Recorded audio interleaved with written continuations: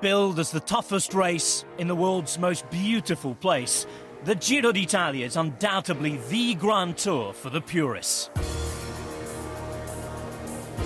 Frequently more daring in terms of the parcours than its bigger cousin, the Tour de France. La Corsa Rosa blends Italy's unique history and topography into a beguiling spectacle.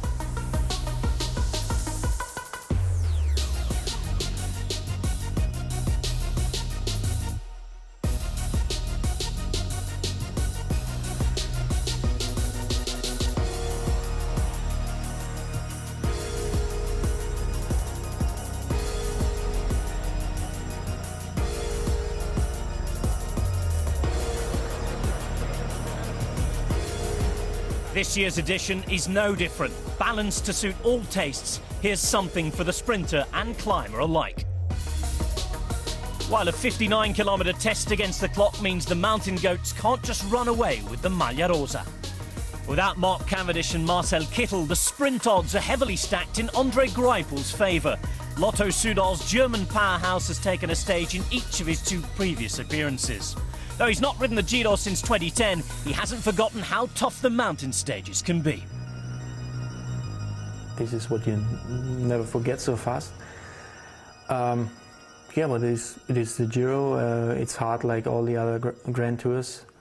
And for sure, the characteristic of the climbs in the Giro are steeper maybe, but of course it's always nice to ride on those roads and get something back from the fans. And hopefully also can prove the fans that I can compete also in the Giro d'Italia. It's not going to be a cakewalk for him, of course. Michael Matthews, who enjoyed a week in pink and a gutsy stage win against the GC favourites last year, will have something to say about that.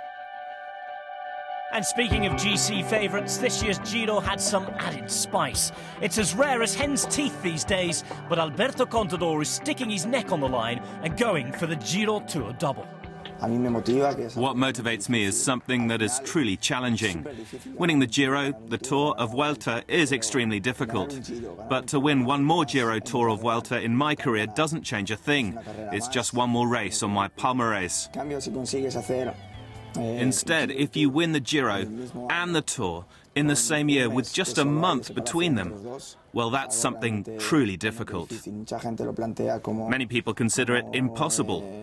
And for me, that serves as extra motivation. I know it's risky, because you just don't have the same guarantees compared to a rider who has solely prepared 100% for the Tour. And it's precisely for that reason that I like it. Otherwise, every year would be the same races, same training program. And I want to do something different. I want to mix things up a bit. For me, that's very important. If any contender has the experience to join the elusive club of just 7 riders to have achieved this feat, that man is Contador. With last year's champion Nairo Quintana as well as Tour winner Vincenzo Nibali sitting out the Giro, he'll be challenged by Rigoberto Uran, Fabio Aru and Richie Porte. Illness has sidelined Aru at a critical time in his preparation, so on paper, Uran and Porte look to be the strongest rivals.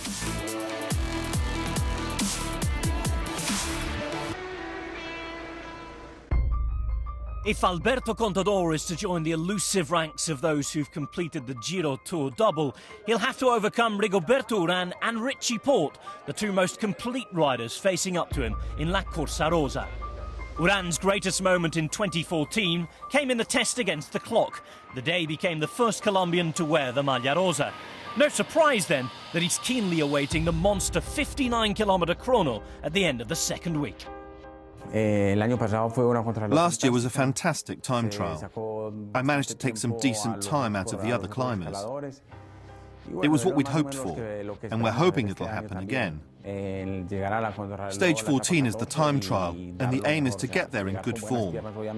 It depends what happens in the first 2 weeks, but we're hoping to get to that stage in decent shape.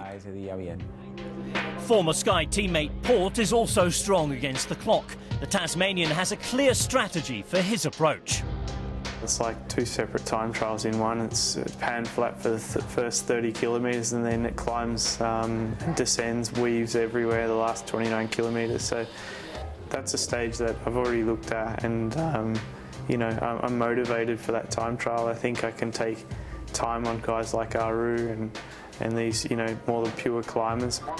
Porte has entered the season much leaner than in previous years, helping him bag the GC in Paris-Nice, Catalunya, and most recently the Giro del Trentino. If you win Paris-Nice in your career once, you know, it's fantastic. But then to win Catalunya and to keep on winning, I think that's for your morale, that's much better than you know, coming into the Giro and not having had such a good start to the year. I think mentally I'm right where I need to be, and physically I'm the best I've ever been. So, you know, I know it's 3 weeks. Grand Tours are always stressful, and you know, there's a lot to be settled out on the road. But going into it, you know, I'm quite confident in my ability at the moment. Uran's season to date has been solid if unspectacular, but as runner-up at the last 2 Giros, he'll want more than a mere taste of the Maglia Rosa this time around. Well, it was a special moment to become the first Colombian rider to wear the Giro d'Italia's pink leaders jersey. It was an important moment and will go down in history. When you're the first to do something, it always means something special. It was a good moment for me, and let's say it was a good moment for Colombian cycling, which is on the way up. As for Porte, he's had criticism aimed at him in years past, with inconsistency being his Achilles heel. He hopes a different approach this winter, with swimming on top of hard yards on the bike, will reap rewards. Coming from a triathlon background, I can actually swim, which is not many bike riders that can, but you know, I was doing some good weeks in the pool.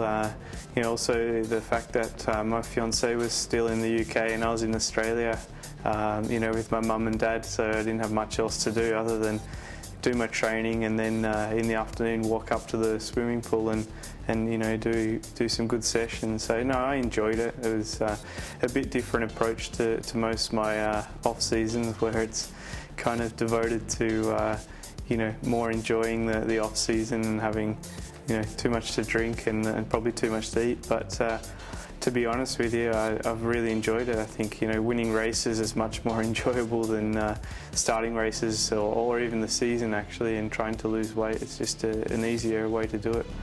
Both men know the difficulties that lie ahead, not just on the road, but with the other top contenders all aiming for the same prize. Contador's Contador, isn't he? He's a rider who likes to attack. He likes to attack and make the race difficult. He's a racer. I mean, he's one of the hardest nuts to crack, I think. If he senses the other riders struggling, then he attacks. He's won the Giro, the Tour, the Vuelta, many times. He's a great rider. He always attacks. I think Alberto, the thing with him is, even if we were to take time on him somewhere, he's done it so many times, like the Vuelta 2012, where he just has that one day where he puts everything on the line. Aru is a climber who does well in the high mountains. He's done well in the last 2 Giros, and in last year's race he was phenomenal. In the big climbs, he always does really well. Super young, super talent, obviously, 3rd last year. Look, I think come the Giro, he's, you know, Italian, super motivated. He's going to be one of the big favourites. Richie Porte I raced with at Team Sky. He's a complete rider, a good climber, and he's good in the time trial. He's done the Giro, and he's done the Tour as a super domestique. And in this Giro, he'll be a contender. He's good in the mountains and good against the clock. Let's see how he does over the 3 weeks. Rigoberto Uran, he's a guy I know well. Obviously, teammates with him, and I know how good he is. Obviously, he's time trialing well. I know he's super motivated here as well, but you know, we just have to see what happens out on the road. You know, he looks like Mick Jagger, a rock star, a top fella. No, it's because of my look and my hair. I'm like him. Lots of people compare me to him. Some people call me the rock star of cycling.